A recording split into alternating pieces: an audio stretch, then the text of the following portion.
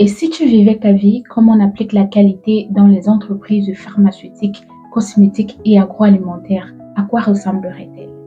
Dans cette vidéo, je partage avec toi quelques principes de base, mais ultra puissants, appliqués par ces entreprises pour garantir la sécurité, la qualité et la traçabilité des produits qu'ils proposent. Je te propose, toi également, d'appliquer ces principes au quotidien pour réorganiser ta vie, soigner ta relation, restructurer ton business, aussi petit qu'il soit, aussi grand qu'il soit, te démarquer dans celui-ci et bien sûr pour gagner en confiance et en professionnalisme. Si tu exerces une activité nécessitant la manipulation des ingrédients ou alors des matières premières, peu importe la nature, cette vidéo est un must-watch pour toi. Je suis Danielle, microbiologiste et biochimiste, experte GMP et auditrice interne certifiée.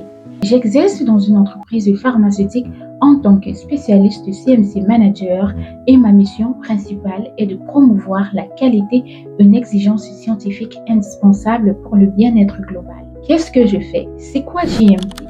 C'est mon but, c'est ma mission, c'est plus qu'un rêve. La genèse de l'histoire, petite storytelling. Tout a commencé après mon master en microbiologie et biochimie. J'étais activement à la recherche de l'emploi, chose qui ne fut pas facile pour moi parce que j'étais en quelque sorte en train de faire une reconversion professionnelle. Comme on le dit souvent, il faut forcer son destin. Donc voilà, j'ai postulé dans certaines entreprises pharmaceutiques et par la grâce de Dieu, j'ai décroché quelques entretiens d'embauche après quelques semaines. L'une d'elles était la première à m'inviter à un trial day ou alors journée découverte. Alors j'étais toute excitée au départ et une fois sur place, il m'a été remis un équipement de protection personnelle à enfiler. Alors là, j'ai commencé à être tellement nerveuse. Je me posais la question à savoir, what next? Qu'est-ce qu'on va me dire? Qu'est-ce qu'on va me demander? Qu'est-ce qu'on va me montrer? Et tout un tas de questions. Alors, ça n'a pas tardé à se réaliser. Après avoir fait le tour des locaux, il y a une salle qui m'a particulièrement marquée. D'abord de par son fonctionnement et par la disposition des appareils. Cette salle, en fait, était la salle mère. Et puis là, je me suis dit, waouh. Donc cette salle était la salle décisive de la qualité du médicament. C'est elle qui permettait de savoir si le médicament fabriqué était de bonne qualité ou pas. En fait, l'air était constamment prélevé, envoyé au laboratoire, des cultures faites pour en fait déterminer la présence des micro-organismes biologiques dans l'air. Donc, il y avait un seuil à ne pas dépasser. C'était une norme en fait à respecter. Et là, je me suis dit, waouh, contrairement à ce que nous pensons, toutes les entreprises pharmaceutiques ne sont pas juste là pour se faire du pognon. Ils ont aussi un devoir, c'est celui de se rassurer de la sécurité et de la qualité de ce qu'ils offrent. Surtout de se soucier du consommateur final qui n'est personne d'autre que toi et moi. Donc vraiment, j'étais tellement contente de savoir que cela existe. C'était ce jour-là que tout a commencé. C'était en fait le point de contact entre mon rêve et ma mission. Et ce que je fais aujourd'hui, c'est bien plus qu'un rêve, c'est une mission que je compte bien l'accomplir. Et pour revenir à l'histoire, GMP c'est quoi?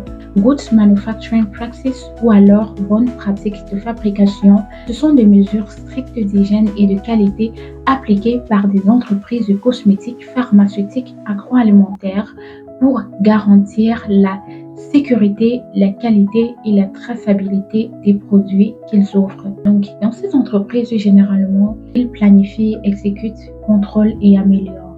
Moi, Daniel, je t'invite aujourd'hui à faire un pas de plus en appliquant les principes suivants au quotidien pour bien sûr réorganiser celui-ci. Principe numéro 1. Documente tout ce que tu fais. Je dis bien documente tout ce que tu fais. Dans une entreprise pharmaceutique, tout est documenté. Tout est analysé. Même les erreurs sont documentées.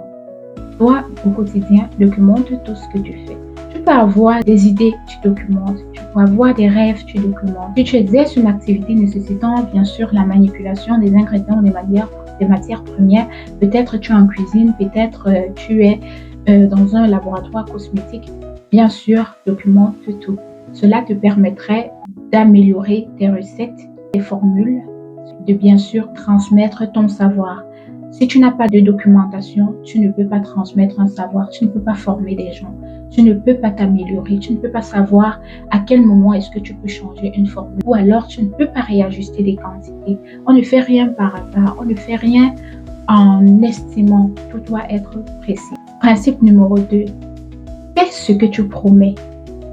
Dans les entreprises pharmaceutiques, même l'Organisation mondiale de la santé proscrit de mettre sur l'emballage secondaire d'un médicament un effet que le médicament ne fait pas. C'est proscrit.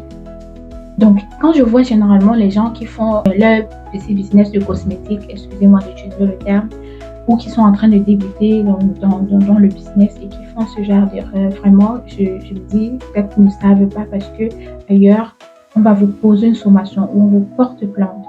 Si par exemple, vous vendez un médicament et vous dites que ça va guérir, peut-être ça va permettre à quelqu'un de tomber enceinte des jumeaux ou alors ça va permettre de guérir le cancer ou alors ça va permettre de guérir, je sais pas, la fièvre et tout et que ça ne fait pas. Dans certains pays, vous posez des actes pareils, on vous porte plainte. Après des analyses, on étudie vos produits, on se rend compte qu'ils ne font pas vraiment les effets que vous avez dit. On va vous donner une sommation. Soit vous allez payer d'énormes sommes d'argent, soit vous retirez le médicament ou alors le produit sur le marché, ou alors vous allez carrément, je sais pas, la somme peut être énorme qui peut même vous pousser à fermer votre structure. Donc, ce sont des termes clés à éviter.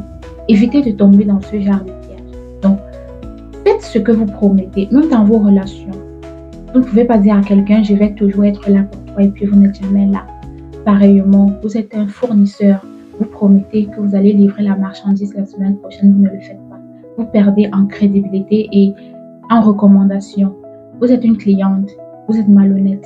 Vous promettez, vous prenez un truc au fournisseur, vous dites tu donnes l'argent demain. Demain, vous ne donnez pas l'argent, on vous appelle, vous donnez les faux rendez-vous. Pareil dans la vie courante, vous donnez des faux rendez-vous aux gens. Non. Apprenez à être cohérent dans ce que vous faites. Troisième principe, contrôle ce qui entre et ce qui sort. Dans les entreprises pharmaceutiques, encore et encore, on contrôle les ingrédients qui entrent et qui, bien sûr, vont servir dans la fabrication des médicaments. On contrôle tout. Où ça sort, quel est le fournisseur, quel est l'état dans lequel le produit est arrivé. C'est tout ce qu'il faut savoir. Quand tu contrôles ce qui entre dans ta vie, il s'agit en fait de ce que tu consommes, ton alimentation. Tu ne vas pas me dire que tu consommes de tout. Tu contrôles ton alimentation. Tu contrôles ce que tu consommes sur les réseaux sociaux.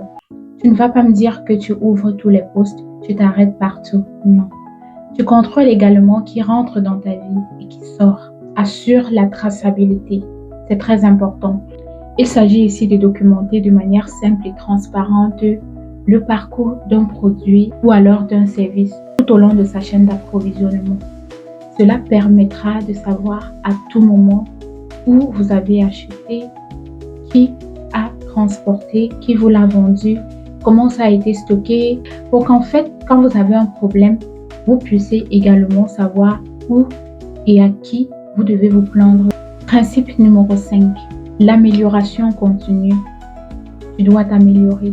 Peu importe dans ce que tu fais, améliore-toi. Tu n'as pas besoin d'avoir fait de longues études pour t'améliorer. Fixe-toi juste des objectifs à atteindre et chaque jour, pose un pas ou un acte qui te rapproche de ces objectifs. Là où tu as fait mal, améliore. C'est pareil pour des personnes qui sont au sommet. Ils ont appris à s'améliorer. Et c'est d'ailleurs ce que font les entreprises GMP. Ils analysent, ils corrigent et ils s'adaptent. Ce que je veux que tu retiennes, c'est que la qualité, ce n'est pas un luxe. C'est une philosophie, c'est un mindset, c'est une manière de prendre soin des autres, de prendre soin de soi et de prendre soin de ce que l'on propose. Ce que tu es aujourd'hui, avec un bon mindset, te mènera très loin. Donc, si tu as aimé le contenu de la vidéo, écris en commentaire qualité et bien sûr, partage, appuie sur la cloche de notification et rendez-vous dans une prochaine vidéo. Bye.